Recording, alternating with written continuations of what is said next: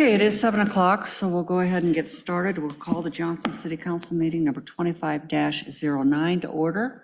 Cindy, roll call, please. Councilmember Cope. Here. Evans. Here. Martin. Here. Reddy. Here. Burkhart. Here. I want to welcome everyone that is in the audience this evening. If you're here for an item that is on the agenda, we would ask for you to wait for that item to come up and address the council at that time. If you're here for an item that is not on the agenda, there'll be an opportunity under public communications to address the council. The next item on the agenda is the Pledge of Allegiance. And why don't we ask our new officer, Jacob Russell, to lead us in the Pledge of Allegiance? I think he is the youngest one in the room. I pledge allegiance to the flag of the United States of America and to the republic for which it stands, one nation, under God, indivisible, with liberty and justice for all. And I made that remark only because I usually look around to see if there's any younger people in the audience and ask them to lead us in the Pledge of Allegiance. So I hope you saw that as a compliment. The next item on the agenda is the agenda approval. Mike, do we have any changes to the agenda? Mayor and Council, I would ask that we move item 5C that's on the consent agenda to the non-consent, and that is related to the 2080 agreement with Bravo. And then item 5S, which is on the consent agenda, we'd like that removed from the consent agenda. So 5S is adopting the utility account adjustment policy.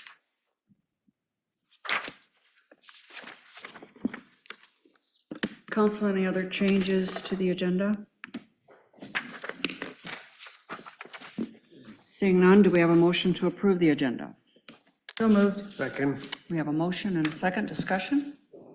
Cindy, vote please. Councilmember Evans. Yes. Martin. Yes. Reddy. Yes. Burkhart. Yes. Cope. Yes. Motion passed.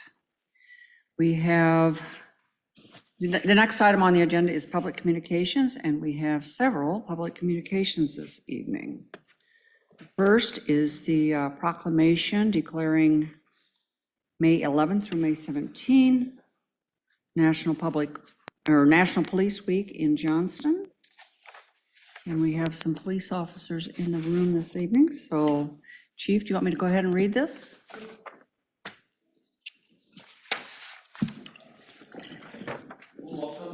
Yes.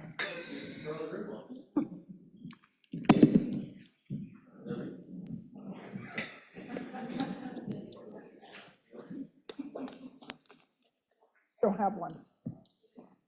I will project. Otherwise you can just use No, this. that's all right. I can. Unless you.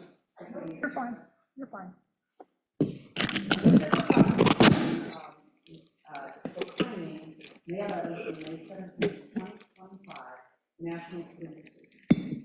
Whereas there are more than 800,000 law enforcement officers serving in communities across the United States, including the dedicated members of the Johnston Police Department.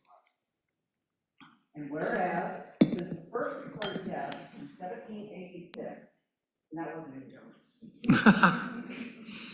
there are currently more than 24,000 law enforcement officers in the United States who have made the ultimate sacrifice and been killed in the line of duty. And whereas the names of these dedicated public servants are engraved on the walls of the National Law Enforcement Officers Memorial in Washington, D.C. And whereas new names of fallen heroes are being added to the National Law Enforcement Officers Memorial this spring, including 165 officers killed in 2024 and 155 officers killed in 2023. And whereas the service and sacrifice of all of our officers killed in the line of duty will be honored during the National Law Enforcement Officers Memorial Fund's 37th Candlelight Vigil on the evening of May 13, 2025. And whereas the Candlelight Vigil is part of the National Police Week, which will be observed this year, May 11th through 17th. And whereas May 15 is designated as Peace Officers Memorial Day in honor of all fallen officers and their families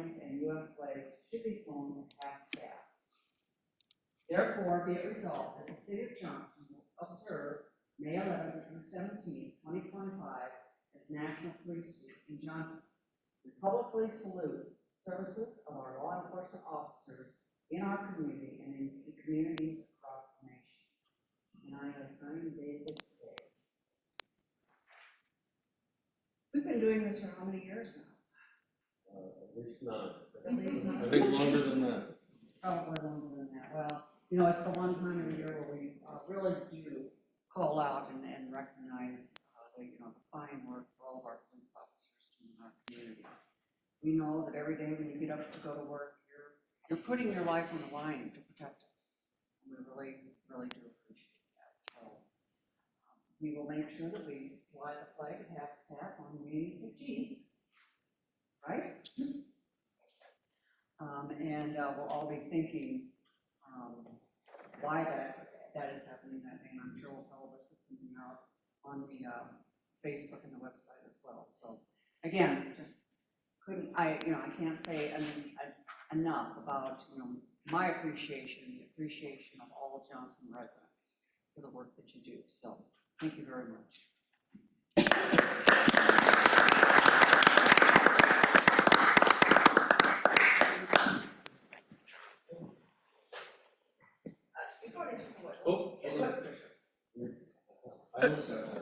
Mayor, is it possible for us to join the picture? Absolutely.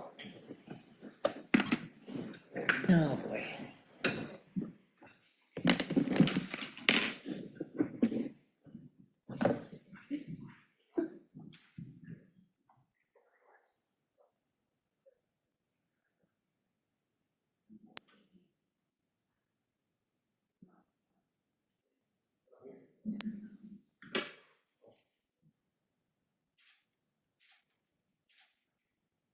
Yeah, it doesn't have quite everybody trained yet. Jim's a little. Thank you. Yeah. Thank you. Good to see you, man. Thank you very much. No, not really. It's very hard to salute. Yeah.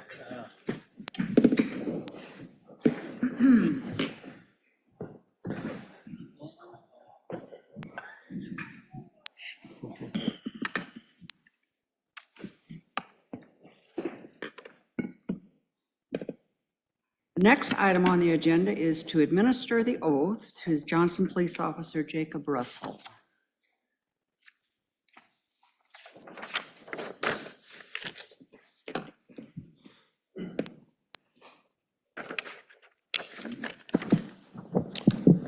Good evening, Mayor and Council. You've heard me say this before, but one of the greatest parts of my job is bringing new talent into this organization, and tonight is no exception. We've got a fantastic young officer that's just made his way through the police academy, and I'm going to give you a little bit of his background, and then we'll do his oath of office. Officer Jacob Russell joined the Johnston Police Department in November of 2024. He attended the most recent session of the Iowa Law Enforcement Academy, graduating near the top of his class on April 25th. Officer Russell is originally from Melcher, Dallas, and graduated from Melcher Dallas High School in May of 2020. After graduating high school, Jacob was hired by the DNR and worked as a seasonal maintenance worker and patrol officer during the summer months. He enrolled in Indian Hills Community College, earning his associate's degree in criminal justice in May of 2022. Then he transferred to Iowa State University, earning his bachelor's degree in criminal justice in May of 2024. Officer Russell has always had a strong interest in service and in serving a community since he was a child. He's always had a desire to help others and strives to make an impact in those around him in service to people and others. He's excited to begin his working career here with the City of Johnston Police Department and wants to thank his family who's present with him, as well as friends and loved ones that have helped guide him in this journey to his first official week on patrol, starting field training. He'll be with us in field training for roughly 20 weeks before he's out on his own. And then it'll be the last time he sees days in a long time. He'll need some sunglasses for the start of it, though. So with that, Mayor, I turn him over to you for his oath of office.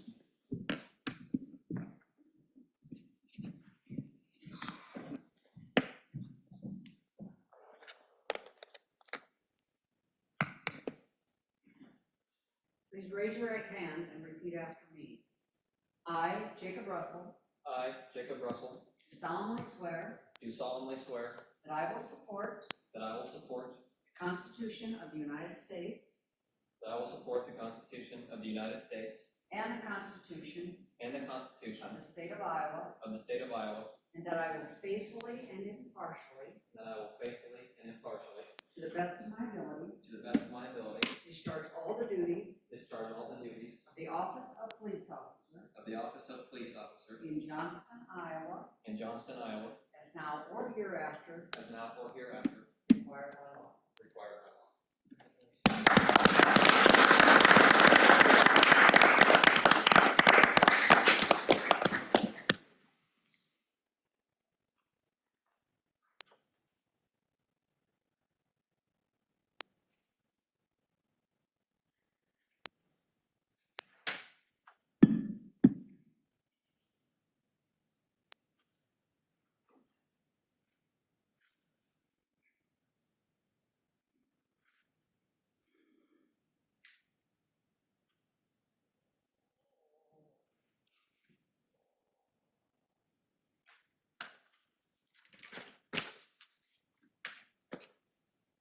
Well, I just want to say again, Chief, you clearly have recruited another very fine individual to join our ranks here in Johnston. You read off his credentials and they were absolutely amazing. So we feel fortunate that you chose to come to the Johnston meeting. I can tell you that we've got, I think, the best police department anywhere.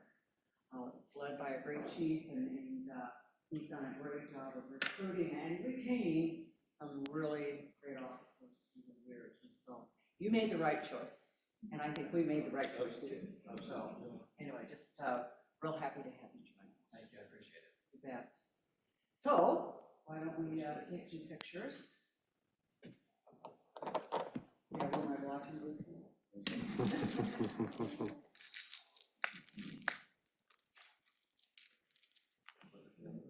You guys will come for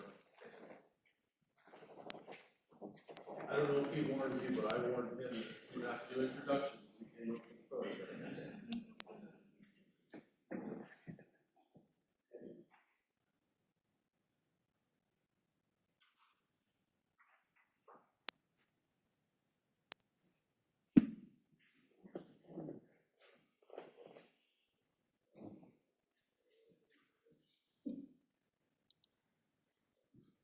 We need to introduce them. This is Harry, he's my grandpa. This is Pat, she's my mom. This is Jim, he's my dad.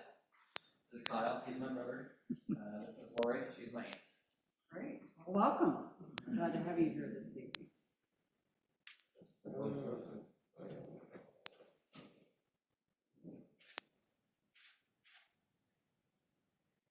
Everyone with the council? And maybe with the officers? Bring everybody into the picture. And the rest of the committee.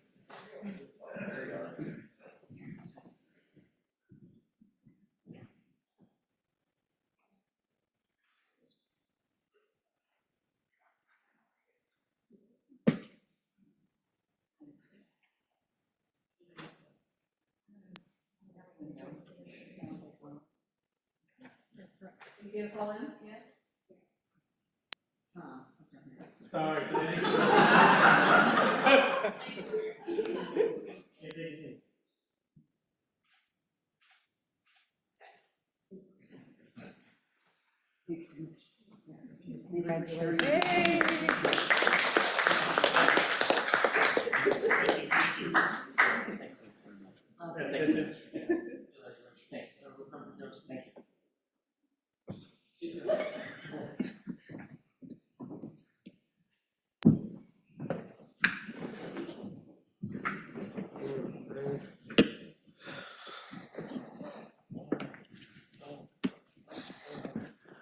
There goes our audience. Glasses.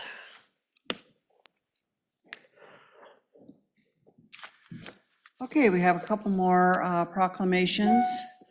Matt, did you want me to read it or just say thank you? Thank you. Well, we have a proclamation that I have signed proclaiming May 18th through the 24th National Public Works Week. And we all know how important the Public Works Department and staff are in our community. If they didn't do their job, and if they didn't do their job well, we would hear about it. If the streets weren't plowed from snow, if the sewer lines weren't working, if the water lines weren't working, and our public buildings weren't being well maintained, our residents would be letting us know that they were unhappy and that we need to do something about it. So we don't get those complaints. In fact, we get just the opposite. We get compliments for the great work that your folks do, and particularly when we have natural disasters.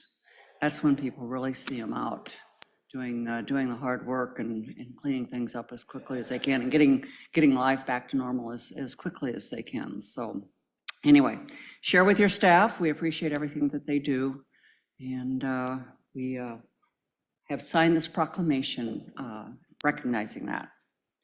You bet. We also have a proclamation proclaiming May 18th through the May 12th through the 18th as Bike Month.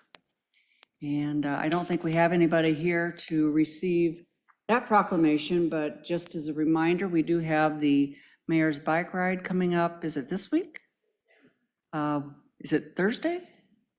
At 11:30. And we're meeting at Corteva.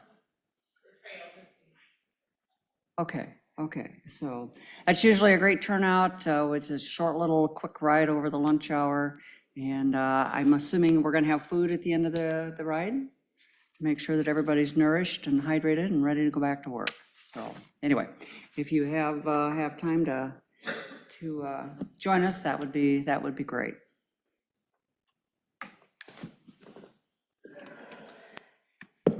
That is the end of our scheduled public communications. Is there anyone in the audience or online that would like to address the council on an item that is not on the agenda? Seeing none, we'll move on to public hearings.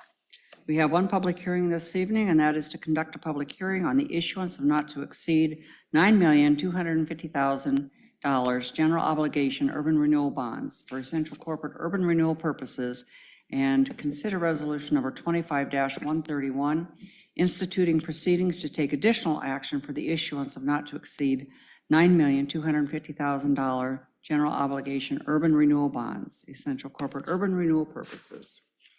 And we'll open this public hearing at 7:18. Sarah.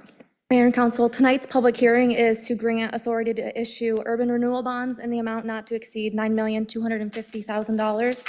In February, we held a public hearing to grant bonding authority for the general corporate purpose and essential corporate purpose related to our fiscal 25-26 CIP projects. Due to urban renewal plan amendments that were needed, we had to hold off on this urban renewal, on this bonding authority. So this gives us authority to issue bonds for projects in the East Central TIF and West Central TIF districts.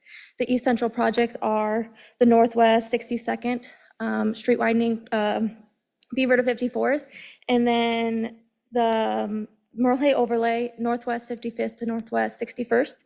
And then in the West Central TIF district, it is 100th Street, 70th to North City limits. Be happy to answer any questions. Council, have any questions for Sarah?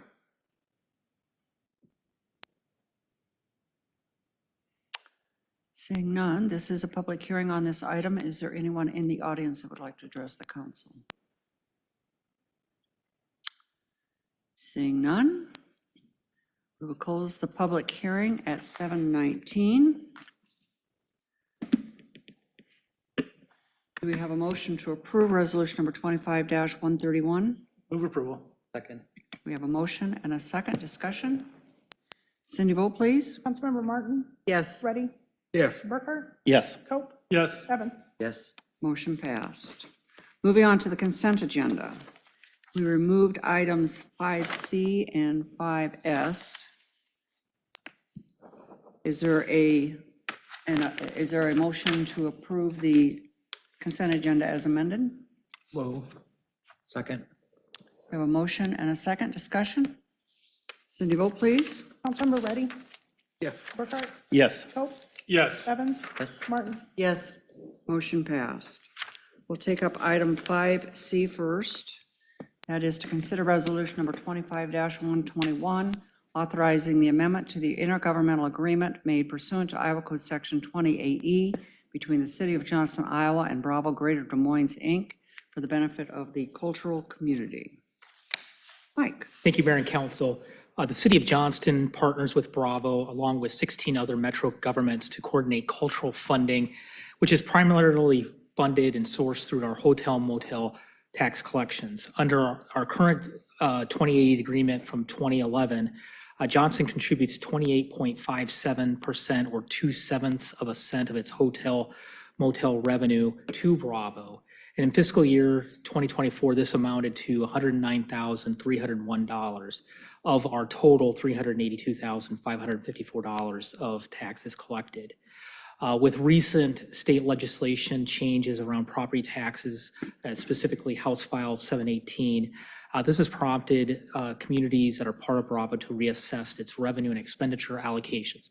In no way does this have anything, says anything about Bravo and their mission. It's just really the reality of the current financial horizon. So the proposal before the council tonight is, and staff is recommending that we reduce Johnston's Bravo contribution from the 28.57% to 25% of our total hotel motel collections. Based on 2024 figures, the proposed change would allow the city to retain an additional $13,662 in local funds while maintaining our significant support to Bravo. So staff is recommending the council consider resolution 25-121 to approve an amended agreement recognizing the impacts that we have from our our revenues, and that this amount may change due to variations in hotel motel collections. That I'd be happy to answer any questions the council has this evening. Does council have any questions? I do, Mike, quickly. So we are getting to keep that 13,662 in the tax revenue for the city. What is the House File 718, is that it? House File 718 Yeah. was a property tax legislation that was adopted 2 years ago. Does that file say anything about how we can spend this extra money that we retain? No, it does not. Okay, so we can spend it to anything, not necessarily being for any cultural activities, anything like that. Yeah, so with hotel motel collections, we're required to spend at least 50% towards cultural and recreational and convention and visitor bureau kind of activities. One of those activities is park and recreation. So anything we spend in park and recreation is eligible to use against hotel motel funds with. The other 50% can be used towards any legal public purpose. Okay, very good, thanks. That's all. Any other questions or comments?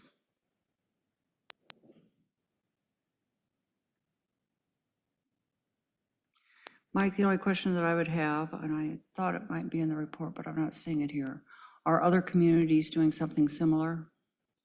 Yes, so the 2080 with the city of Johnston, Bravo, is each community has their own 2080 with Bravo. Other communities are doing it. There's a number of them actually considering it tonight.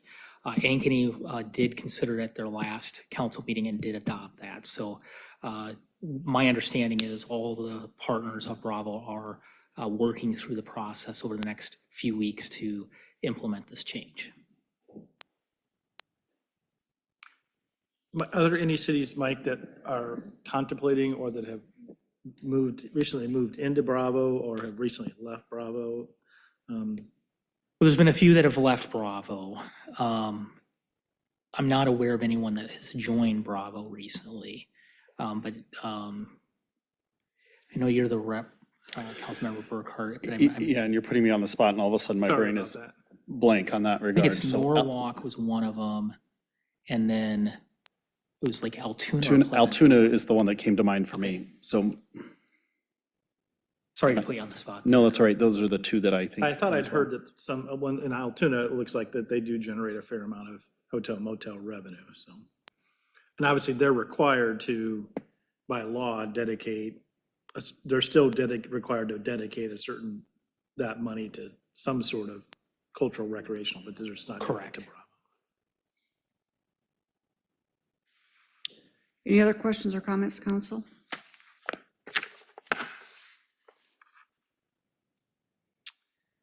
If not, do we have a motion to approve resolution number 25-121? I move. Second. We have a motion and a second. Further discussion? Yes, Mayor. I do want to publicly recognize, I do serve as the city's representative to Bravo. However, my objection to this approval of this recommendation comes less from that standpoint and more, I guess, of my feeling that we need to make sure that we continue to be a good partner within our entire region to the arts and cultural opportunities, and also as a personal enjoyer of the arts and cultural opportunities. I recognize that this is a very challenging financial time that we're in, and it doesn't look like in the near horizon it's going to get any better. Some of the motivation of some of the communities has been because they feel like this organization, as well as the CVB, which that agreement was modified as part of our consent agenda just moments ago, but they feel like our contributions through hotel motel have risen considerably. Earlier today, we received an email with a chart. I haven't independently validated it, but it looks like a table that was borrowed from the city of Des Moines, if I'm not mistaken. And it pointed out that actually the net change in monies that Bravo allocated then and as a pass-through to organizations only increased by 0.9%, less than inflation that we all felt and feel in our own homes. Also, I would point out, while there were a couple of significant increases between 2021 and 2022 on the order of about $9 million, the reality is that was coming out of the COVID slump. And during the COVID time of 2020 and 2021, the trajectory of funding for the arts and cultural decreased considerably to the tune of over $6 million that then could not get passed out to organizations. I also would remind everyone that organizations within our own community do receive funding for their arts and cultural opportunities that provide our residents directly, as well as to many, many regional opportunities that our residents take advantage of and participate in. A couple other things about Bravo that should be noted: this is all nonprofits. There is nothing awarded to profit and those dedicated as businesses from a profit center perspective. So nonprofits in our own community, including the Johnston Historical Society, as well as adventures in social development, the Gold Star Museum, just being a couple that come to mind right off the top of my head. I will be voting against this. I believe that in this day and age, and especially in this immediate time, we need all the funding we can for arts and culture. This doesn't impact directly our budget from the standpoint of this is hotel motel taxes to the order of $13,000. At some point in the future, if this agreement is rewritten so that it's an all or nothing, in other words, every community that participates in Bravo needs to agree upon the same thing, we can have that discussion then. But until that time comes, I want to make sure that my voice is heard on behalf of the residents of Johnston to say that we care and value the arts and cultural opportunities in central Iowa, and that we're going to do everything in our power to be a good and loyal partner to all of those activities. So I encourage all of you to do the same and to decline to approve this, fully recognizing staff's recommendation to do so. Thank you. Mayor, if I could add, I do think reasonable people can disagree on this, and I think clearly they will. I think you cited some numbers. I think it's more important to take a little bit longer historical perspective than the more recent couple of years, and certainly the COVID years are going to throw all the numbers off. I think the number that stuck out to me was, if you go back to 2015, the amount of money collected was about $15 million for Bravo, and then that number grew to about $22 million by 2023. So about a 50% increase in those numbers, 15 to 22, but I think is a 50% increase. So I think I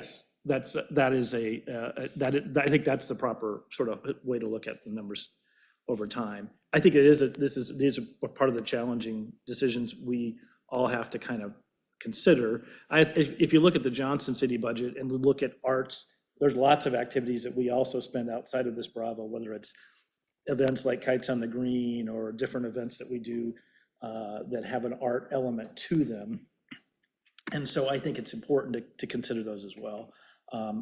This is to me kind of one of those unfortunate decisions we have to consider, but I think it's part of, making sure that all elements of the budget are reviewed and considered. And I think this change doesn't mean that, it'll mean less growth for arts funding and Bravo funding and that they would have otherwise received. I still think that when you look at the number of hotel rooms that have been added in the metro area, not just over the last 10 years, but 20 years, they still have a funding source that is pretty solid. So that's why I support this tonight. Councilman Cope, I appreciate you sharing those comments because I was struck by the same thing when I looked at the numbers that were provided to us. If you take out the years that were impacted by COVID, which are clearly outlier years, you can see a steady increase in the amount of funding that has gone to Bravo. And that's because of the way the formula works. We've had more hotel and motels built in the metro area, and so the result is that more revenue goes to Bravo automatically because of that. I'm a big supporter of arts and culture too. We'll still be providing nearly $100,000, I think. Is that what the figure was? I'm not on that page anymore. Not quite, but Not yeah. quite, but almost $100,000 to Bravo to support their activities. It would be interesting to see if we went through our own budget, how many dollars are dedicated to those sorts of activities as well. So, I think we can feel comfortable even with approval of this resolution this evening that we can be viewed as strong advocates of arts and culture in our community. If I looked at the wrong line item, but it is still a large historical increase. I was looking at the total hotel motel tax collection. The Bravo share of that is a smaller, it was 4.5 million in 2015.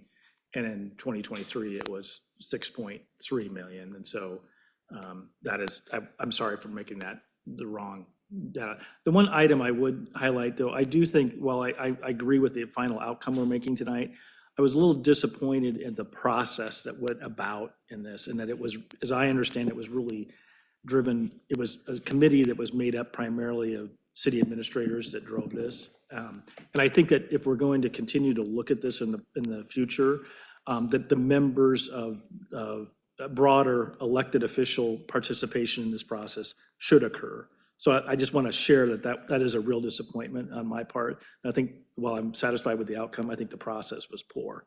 And I hope that that's kind of contemplated as we move forward in thinking about that in the future. Any other comments or questions?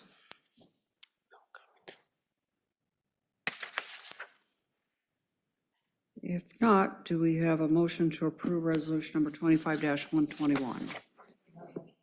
I move. Oh, we already had that. already had I'm that. sorry, that was discussion. Yeah, you already had Any that. further discussion? If not, Cindy, vote please. Councilmember Burkhart, No. Cope, Yes. Evans, Yes. Martin, Yes. Ready. Yes. Motion passed.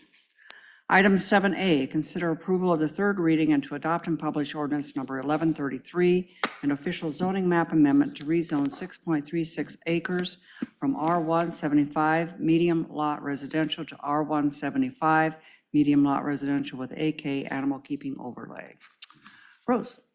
Mayor and council, this is a third reading to apply the animal keeping overlay on the property on the north side of 55th Avenue. We have not received any additional questions or comments from the community. Happy to answer any questions. Questions for Rose? If not, do we have a motion to approve Ordinance number 1133, Move. Second. and that would be to adopt, third reading and to adopt and publish. Any further discussion? Cindy, vote please. Councilmember Cope? Yes. Evans? Yes. Martin? Yes. Ready? Yes. Burkhart? Yes. Motion passed. Item 7B, consider approval of claims in the amount of $1,986,639.97. Move approval. Second. We have a motion and a second. Discussion? Cindy, vote please. Councilmember Evans? Yes. Martin? Yes. Ready? Yes. Burkhart? Yes. Cope? Yes. Motion passed. Moving on to city administrator staff comments, we do have one We listed. missed the consent agenda. 5F or something? I'm sorry? No, it was approved. We pulled one off. Okay. No way. Sorry. We have one item listed under city administrator staff comments. We'll take that up first, and it's a briefing on the New Arts and Culture Advisory Working Group and member appointments. Thank you, Mayor and Council. I just want to brief you on some activity that's been taking place. One of the priorities that the council set in their most recent strategic planning is to create an arts and culture plan for the city. This will be the first for Johnston. So a few months ago, council approved a consultant to come in, create group creatives. We've kicked off that process. Many of you have already met with the consultant for a one-on-one focus group, but also part of the process was forming a steering committee or a working group. And so we put together a group. I've listed them on the agenda. I apologize, I don't have it pulled up here. But staff and the mayor worked together to really create a diverse a group. And in terms of diversity, we looked at profession, cultural diversity, geographic location throughout the city. We also wanted to make sure there were both artists and non-artists represented who are all interested in the arts. Also make sure our youth were represented, and we had corporate representation from Johnston also. So we just want to let you know this group has started meeting in April, and you will actually be getting a briefing in June on their progress as a midterm report. So I believe that'll be the second council meeting in June. So they are working hard. It's been a great working relationship with Tiva and her team at Group Creative so far. And just wanted to make you aware on the folks and the efforts that we put into forming that working group. I know we'll probably have some conversation about Kites on the Green when we get into other comments, but why don't you share what the group did at Kites on the Green with the windmills, the little pinwheels? Well, what I do know they were doing there, I know there was an activity, but they were making, their priority focus was to collect more survey results from the public survey that's out there. So I don't know what the pinwheel, Janet, do you know what I'm sorry to call upon you.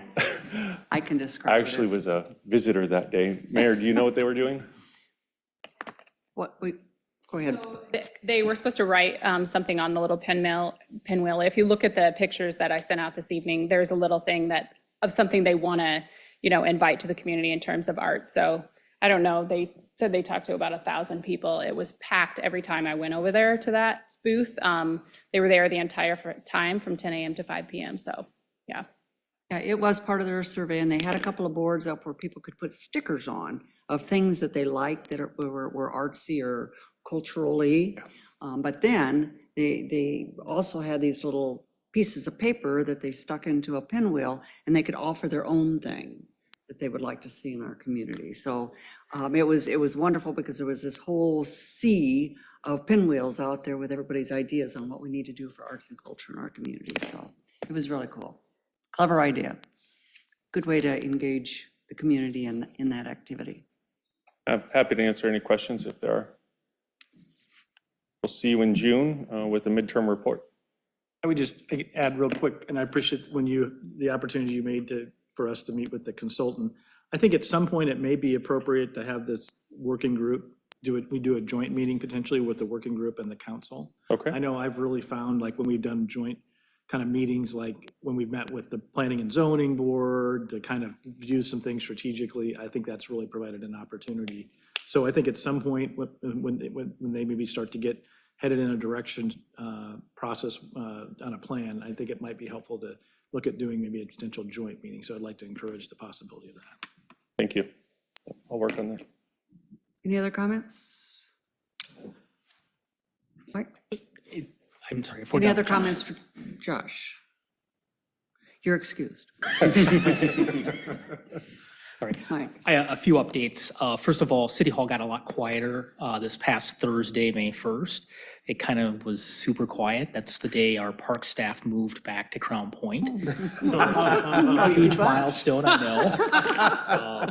I miss it already. I actually went over there Friday and told him I missed the life that you brought to City Hall. But so that's a huge milestone. So something we'll have a lot of events occurring. I just want to give a really big shout out both to Dave for navigating that project. Jeff, for the last 6-7 months navigating that project. It's a huge project. If you haven't been in there, I know we've had quality of life through there last Friday. It is a great venue. Also want to give a shout out. We'll get official notice here shortly, but Dave was able to secure a grant for Crown Point from Polk County supervisors of $100,000. So allow us to get some additional equipment and material as we open that up. So Chairs, right? more chairs, you said? Yeah, okay. We'll get, I mean, it's more furnishing, so we're happy for that. And I'd like to just turn it over to Jeff to kind of talk about some of our opening activities that'll be occurring at Crown Point. Yeah, so this weekend we had our first opening event, which happened to be a wedding. I was hoping to be something a little bit smaller, like a graduation or a baby shower that was supposed to be the weekend before. But they had a rehearsal dinner Friday night, and they had then the wedding reception and wedding there actually at the facility. So they showed up with their group of people and well, first of all, these people booked this sight unseen like a year ago.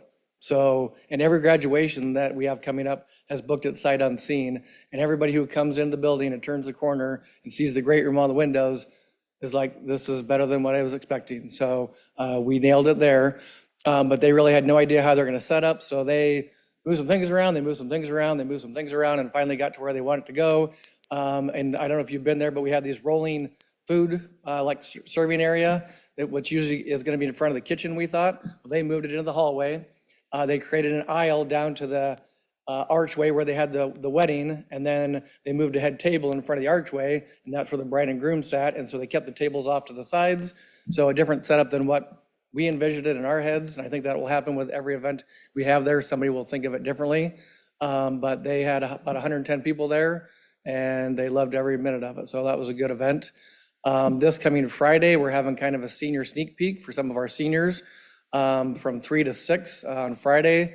So they can come kind of see where their fitness classes are going to be, where their lunches will be when Polk County gets in there on June 2nd. Polk County is approving they're signing their agreement portion of it tomorrow at their meeting. So they'll be kicking off their lunch program on the 2nd. So we have back-to-back graduations in the Great Hall this Saturday and just a lot of stuff going on. So we worked out, there were a few hiccups here and there that we worked through. But I think we're learning as we go, and we'll keep them getting better. Any questions for Jeff? And we are down there 8 to 4:30 every day. So if you're driving through and want to just poke your head in and say hi, we'll be happy to give you a tour.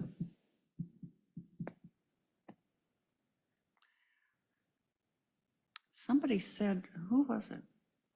I remember somebody who's been in there saw the fireplace and thought it was just absolutely amazing.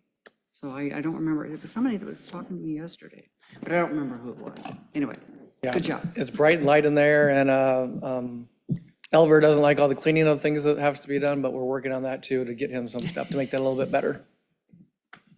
Very good. Thanks, Jeff. Mike, anything else? One other point I want to bring up tonight.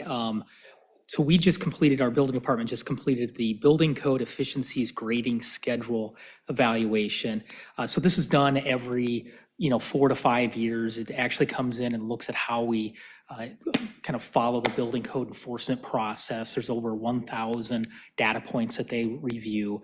The state of Iowa has a rating of 6. That's the average rating in Iowa. We were historically this past rating of 5, so that's a good improvement. Why this is important, this actually impacts homeowners insurance. So the lower the rating you have, the better your home insurance rates are. We just found out last week that our score went to a 4, and we just missed a 3. I know Adam is frustrated, but it is what it is. We just missed a 3 by just a few points. So really a lot of great work happening in our building department, and something that we should be very proud of.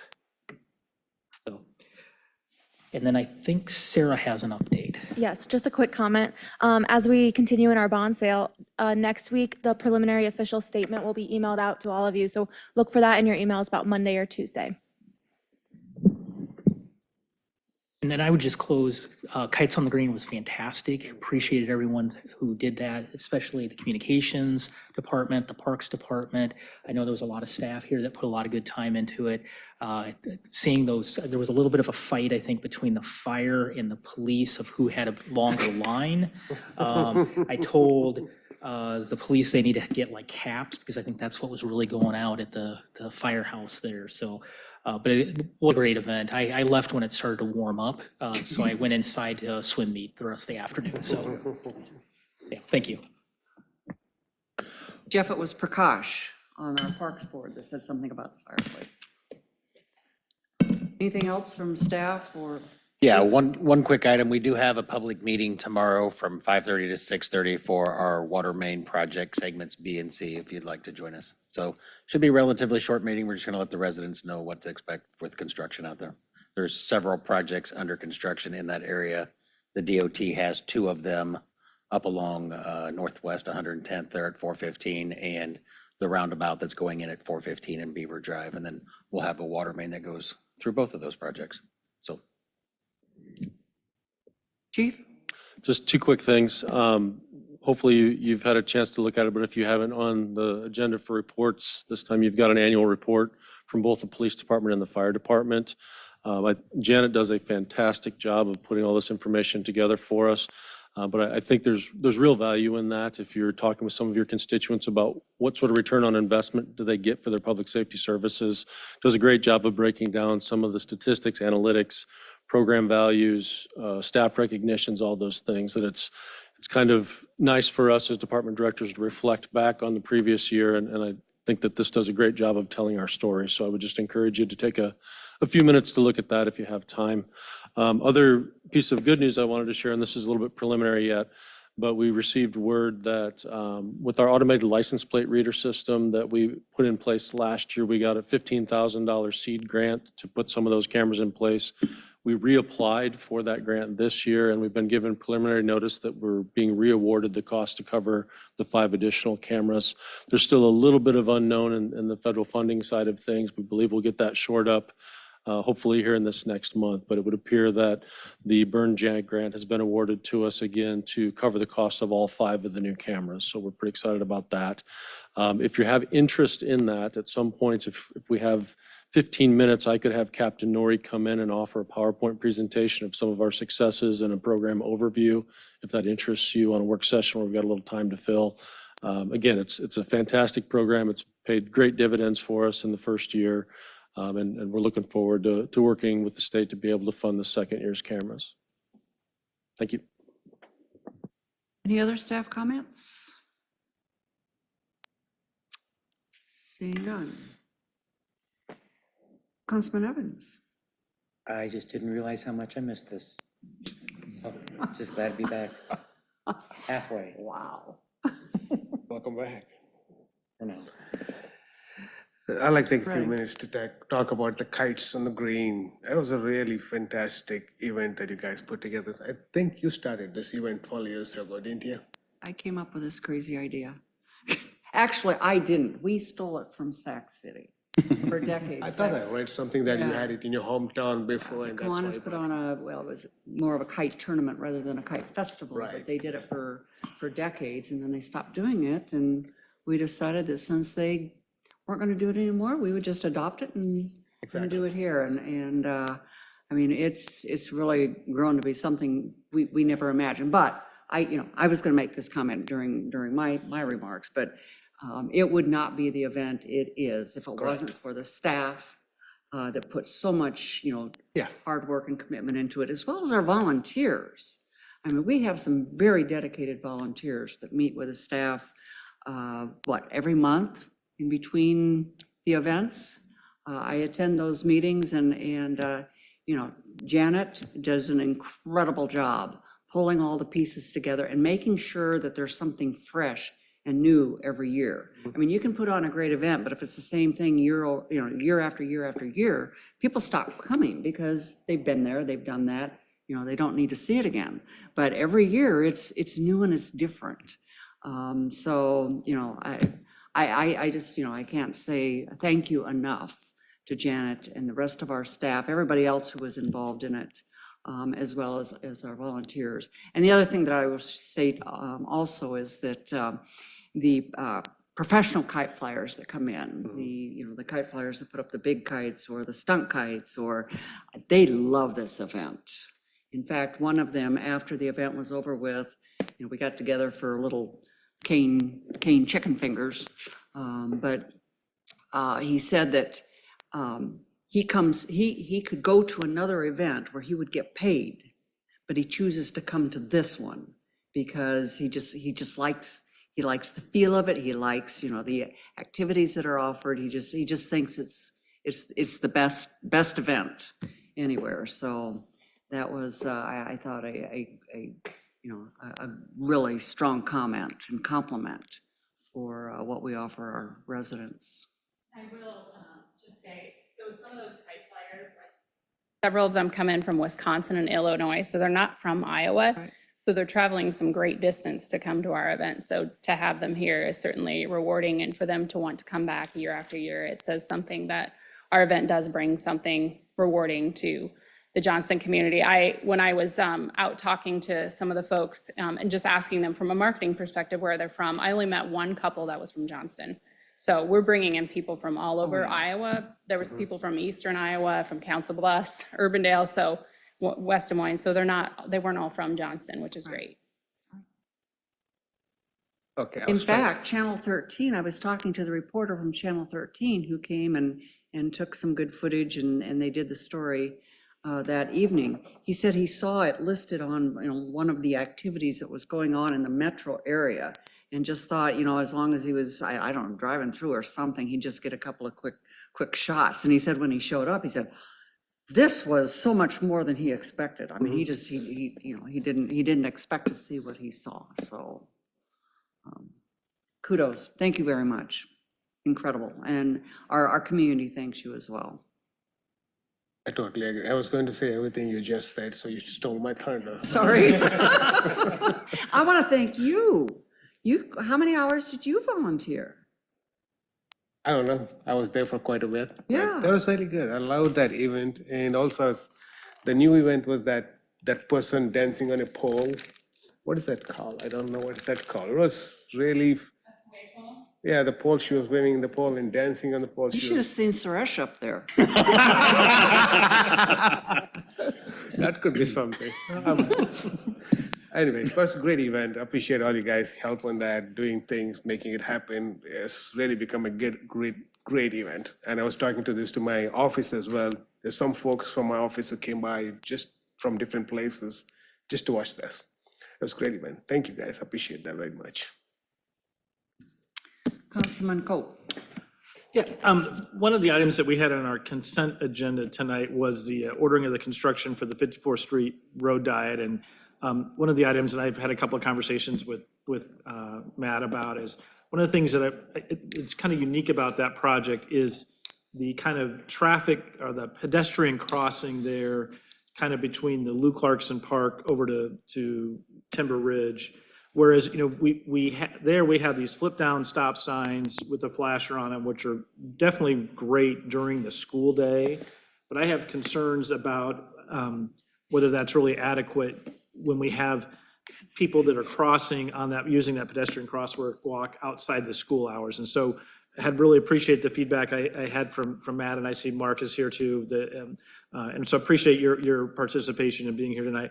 I just really want us to continue to kind of think through the best possible ways that we can ensure the safety of pedestrians who are crossing, not just during the school hours, but who might be accessing the playground at off-school hours, or going to a school event but parking at the Lou Clarkson parking lot, or that we have too many cars parked because Little League and softball are playing, and so people are parking at the school and crossing. I just think we have to there's a lot of risks there. I've had my own personal experiences where I've tried to cross, and it's a street that's an east-west street. So whenever the sun is rising or setting, that adds some complications to it too. So I just hope that we can continue to look to find ways that we make sure that we have the safest pedestrian crossing there. And I think, and Matt made a really good point, that bringing the school district into that, and I know they'll have some thoughts on it too. And I'm sure that you guys have had those as part of your conversations with them. But I think we have to think not just during the school day crossings, but also outside of that too. And so I really encourage us to really continue to look at some of the ways that we manage those crossings in other parts of the community. Maybe we need to incorporate that into this one too. So just an item that I have some significant interest in and want to make sure we watch as we move forward on that. So just wanted to highlight that. And I appreciate Matt and your feedback and attention to that today as well. So thank you. Councilman Burkhart. My only comments would be, I didn't know how much I'd miss Council Member Evans. How many meetings did you miss? One meeting, right? One meeting. Feels like a lot. That's how terribly much you were missed. But I do sincerely wish you a speedy and complete recovery. It's glad to have you back on the dais. So thank you. With that, I yield.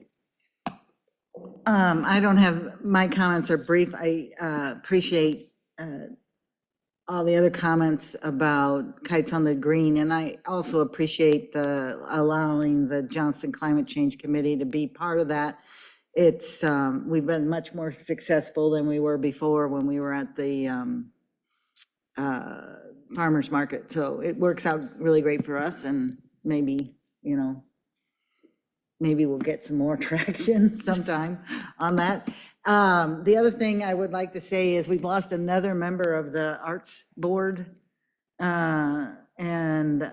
If anybody here knows of people in the community that might be interested in being on the Arts Council, and I don't know exactly how we get them on, whether it's filling out a form, I'm assuming, but we need more people. So I don't know what the process is for that. We'll find out. Yep. And Councilwoman Martin, thank you for being at Kites on the Green as well. I saw a lot of people walking around with their little tiny trees. Yep. Good job, and she was also there with her flower seeds, and so I know that that is quite a gift, because those I've planted those seeds a couple of times now, and they just turn into amazing flowers. So anybody who picked those up are going to be pleasantly surprised at how well they grow and how beautiful they are. So I just want to comment on a couple of things. We were talking about arts and culture earlier this evening. I had the opportunity to participate in a couple of cultural type of activities this past week. Yesterday, at the invitation of Pregner Yogesh, am I pronouncing that correctly, Suresh? Pregner Yogesh? Yes. Okay. You did. At her invitation, and it was an event that was open to the entire public. But she teaches. They live in Johnston. Yeah. She teaches young Indian girls traditional Indian classical dance. She has a full-time job at Wellmark, but in the evenings and on the weekends, she teaches. She has these classes where she teaches the classical dance. And so yesterday she put on a performance of all of her dancers, which was absolutely amazing and beautiful, as you can imagine, lots of color. And she also had invited in some dancers from India, guest dancers who performed for the audience as well. And they were absolutely astounding. So I really appreciate the invitation and walked away with a new appreciation for Indian classical dance, which I knew nothing about before. So I would encourage you all to take advantage of that the next time it comes up. I think they're doing something again like in November. So watch for that. Also, last week, I participated, as did both chiefs, Chief McDaniel and Chief Clark. Mike attended the conference as well, but the Kosovo Consulate's office, along with former retired General Orr, hosted a conference at the Pool Pavilion at Camp Dodge, inviting in all of the communities that have sister city relationships with cities in Kosovo, as well as universities and other organizations. And so we spent a day hearing about everybody's activities and getting updates on that. And I think it was a great opportunity to share ideas and share information. So thanks to our chiefs for participating in that, and thanks, Mike, for attending that as well. Tomorrow, I'm going to be welcoming a group of about 75 individuals at Grand Stay Hotel and Suites. What's that? Oh, Wednesday. Well, I might go there tomorrow and start practicing. I don't know. But anyway, welcoming them, and they're having their first annual conference here. They probably have conferences every year, but it'll be the first time they're actually having their conference here at the hotel here in Johnston. So it gives me an opportunity to brag a lot about what's going on in the community and why they made a good decision by locating their hotel here. So I think with that, don't forget, we've got the bike ride coming up this week. That's always a great time, as long as there isn't water across the trails. It'll be a good week in the rain. Yeah, it's gonna be beautiful out there. So anyway, anything else for the good of the order? If not, we are adjourned.